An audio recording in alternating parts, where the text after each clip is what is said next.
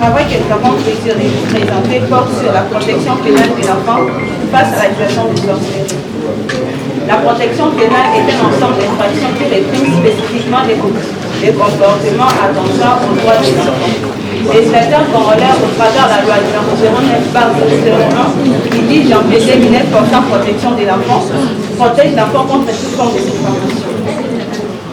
C'est pourquoi l'article 160 de la loi portant protection de l'enfant protège l'enfant contre tout sponsors en disposant quiconque impute à un enfant un fait ou quiconque impute à un enfant un fait précis qui est de nature à porter atteinte est puni d'1 an à 3 ans de servitude pénale.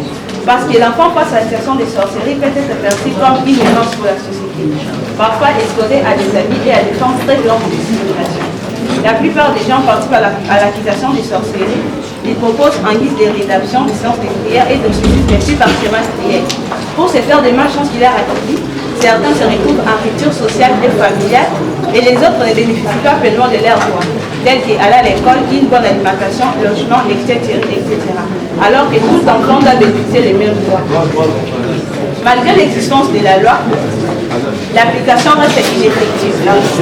Les constats et la volonté politique s'expriment, mais elle s'arrête souvent au niveau de la sans application effective sur le terrain. Car nombreux enfants accusés de la sorcellerie sont victimes et des marginalisations sans que ces auteurs ne soient poursuivis. D'où la nécessité de répondre juridiquement au monde qui gagne la survie de ces enfants en tenant compte de la situation partielle du pays, qui jusqu'à présent revêt un caractère non favorable à leurs intérêts, encore moins à leurs épanouissements. La question dont nous sommes posés est celle de savoir comment rendre effective la protection pénale face à la situation des sorcelleries. Nous avons analysé les cadres juridiques et institutionnels mis en place pour assurer cette protection et les défis qui entravent cette protection.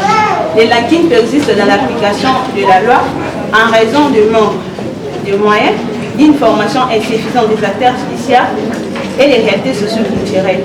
Les tribunaux pour enfants sont en nombre insuffisant.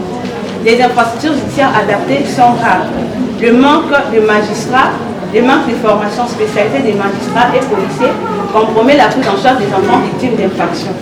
Donc, pour rendre effective cette protection, l'État doit harmoniser les institutions judiciaires mises en place pour assurer cette protection et augmenter les ressources allouées à la protection des enfants pour permettre la prise en charge des enfants victimes d'infractions. Et enfin, la sensibilisation des communautés et la promotion d'une approche persuasive en impliquant les familles, les écoles et les églises et les organisations locales, contribueront à créer un environnement plus protecteur pour les enfants. Je vous remercie.